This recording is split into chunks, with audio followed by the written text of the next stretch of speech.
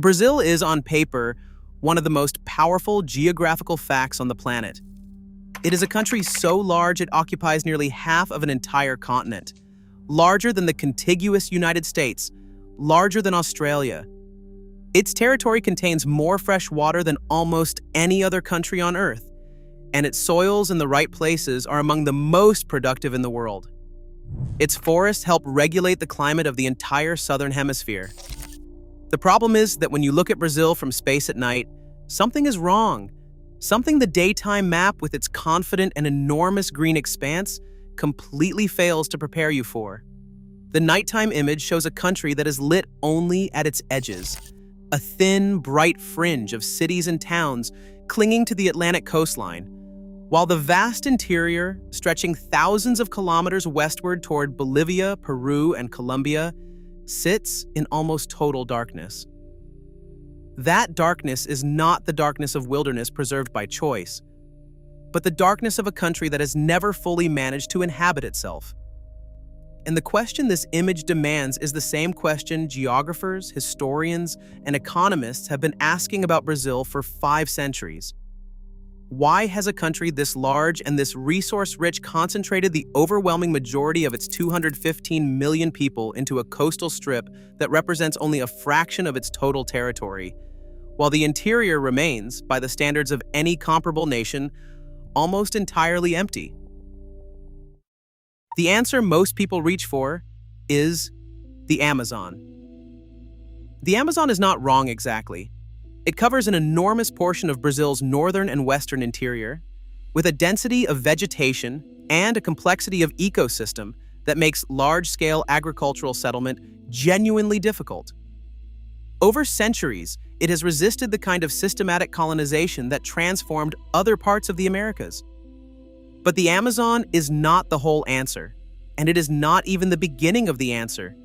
The emptiness of Brazil's interior predates any serious attempt to settle the Amazon. It has its roots not in the forest itself, but in a geographical feature that sits between the forest and the sea, a feature that determined the entire trajectory of Brazilian civilization before the first permanent settlement was established. This is the Serra do Mar, a coastal mountain range running roughly parallel to the Atlantic coast for more than 1,500 kilometers, through the states of Rio de Janeiro, Sao Paulo, Paraná, and Santa Catarina. It rises steeply from the coast to elevations that in places exceed 2,000 meters, and it does so with an abruptness that is geographically unusual. Unlike most mountain ranges, the Serra do Mar does not rise gradually from a coastal plain the way they usually approach the sea.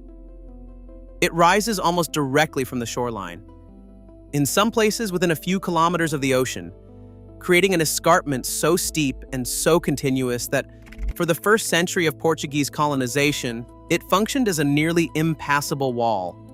It trapped settlement on the narrow coastal plain between the mountains and the Atlantic, and it made the penetration of the interior not merely difficult, but logistically prohibitive for a colonial economy that depended on moving goods to and from ships.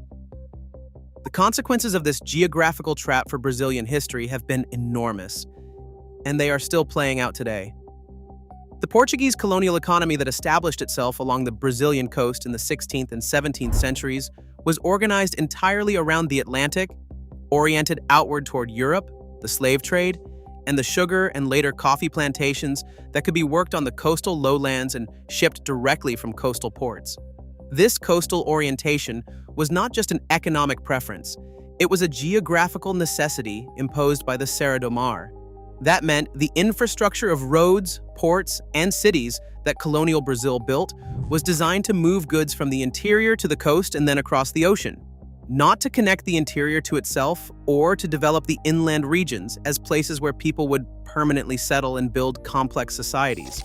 The result was a pattern of development concentrated on the coast and an interior treated primarily as an extraction zone.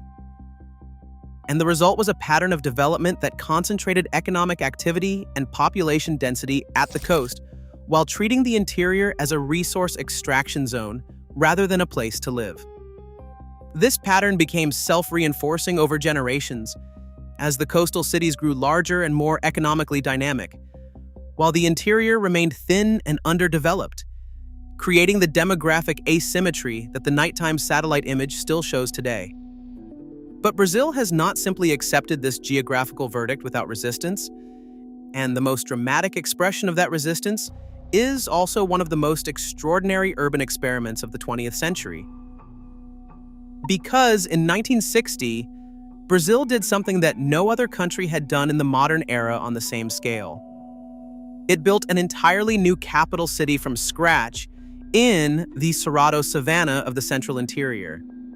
That city was called Brasilia. It rose from essentially empty land in less than 4 years through a construction effort of extraordinary intensity.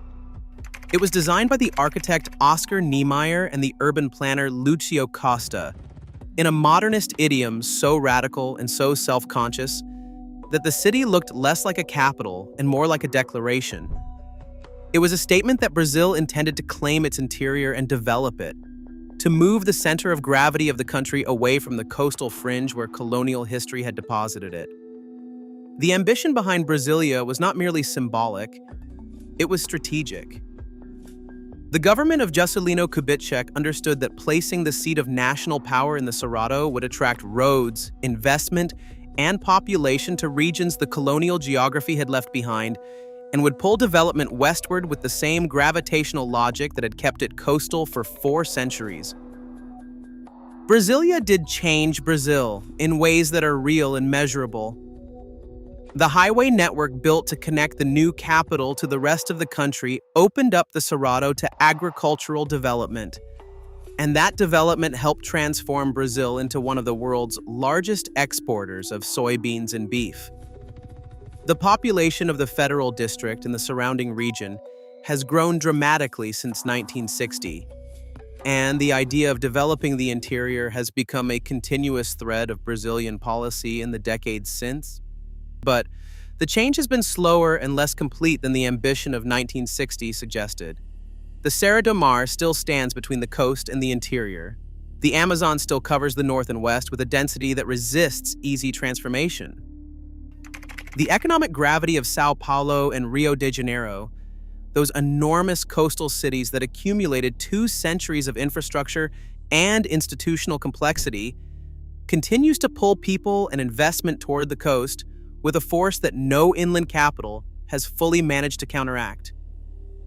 Brazil today presents the same paradox it presented a century ago.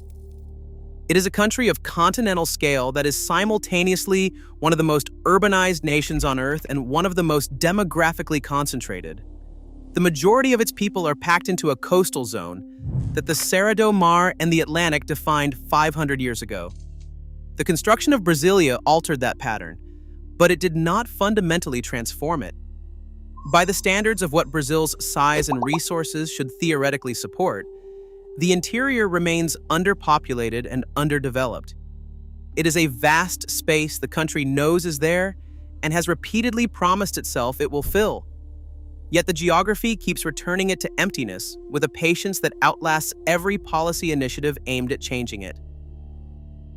And perhaps the most honest thing that can be said about Brazil's relationship with its own territory is that the country has spent 5 centuries in a conversation with a geography that is not fully listening. It built cities on the coast because the mountains made the interior difficult. It built a capital in the interior because the coast had become too dominant, and in both cases, the land has its own ideas about where civilization belongs. Those ideas are written not in policy documents or development plans, but in the angle of an escarpment, in the density of a forest, and in the direction of a river. Formed over millions of years of geological process, those ideas have so far proven more durable than any human intention directed at overriding them. The real borders of any country are never the lines drawn on maps, but the mountains and rivers and forests that existed before the maps were made. In Brazil, those borders have always had the final word.